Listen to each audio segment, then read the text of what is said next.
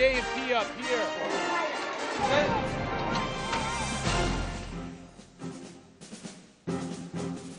Welcome to Freedom Watch Afghanistan. I'm Tech Sergeant Gene Taylor. International Security Assistance Forces and Afghan National Army soldiers have successfully disrupted Taliban safe havens in Afghanistan. The week-and-a-half-long operation began August 1st in the Band-e-Timor region of Maiwand District. It was in Kandahar province and included more than 1,000 Joint Force troops. Insurgents chose to flee rather than face the multinational troops. The area was a key logistics route, supplying Taliban fighters with money and arms in both Kandahar and Helmand provinces. During the operation, coalition forces found and destroyed over a ton of explosives and 60 kilos of opium, along with drug manufacturing equipment. As a direct result of the operation, the Maiwand district leader was able to hold a meeting with village elders for the first time. The operation faced no major combat incidents, and ISAF and ANA Army soldiers will maintain an enduring presence in the Band-e-Timor region. Well, as the Afghan National Army grows in size and equipment, they're doing a lot of things for the very first time. Marine Corporal Robert Durham takes us to Forward Operating Base Wilderness, where Afghan soldiers are learning to fire for effect. Here you have 7 Afghan soldiers. A Soviet-made 81mm mortar, 10 rounds, and an embedded training instructor. My name is Sergeant First Class Pablo Kenneth.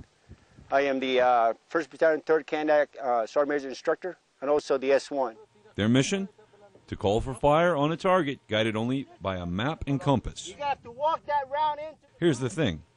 None of them have ever touched a mortar before. A lot of times they go outside and they go and they do a KG pass security, but they never use the rounds. They don't know how. So today we taught them yesterday and today.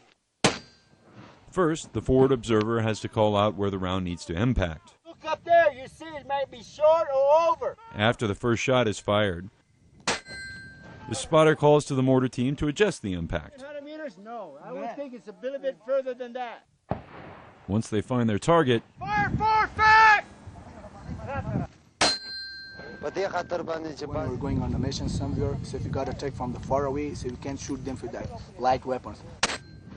That's why we can use the mortar for the peak, for the high grounds, and for the summit.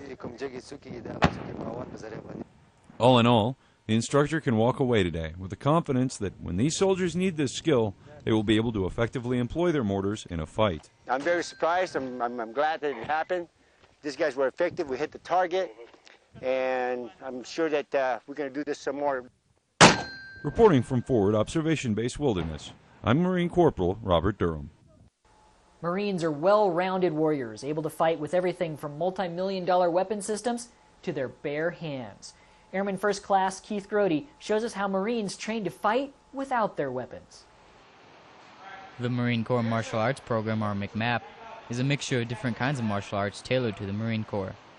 The program uses a colored belt system like most martial arts programs, with the lowest rank being tan and the highest being black.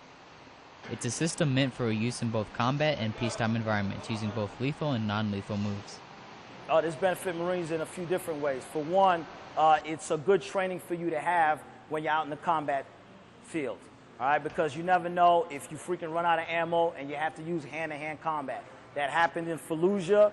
It probably happens out here in Afghanistan. You can't always assume that you're going to have a weapon with you.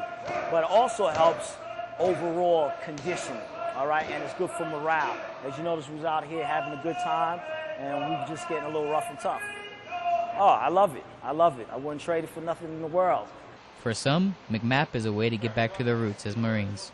You know, it's more than just coming back to active duty and filling a billet out here on the Joint Staff. It's really getting back into the Marine Corps. And it makes you feel good, makes you feel strong, so good training. A Marine is supposed to be a well-rounded warrior with the ability to adapt to the level of force necessary to win the fight. Programs like this give them the skills to succeed and overcome whatever enemy they may face. Airman First Class Keith Grody, Bagram Airfield, Afghanistan. That's it for this edition of Freedom Watch Afghanistan. I'm Tech Sergeant Gene Taylor. Have a great day.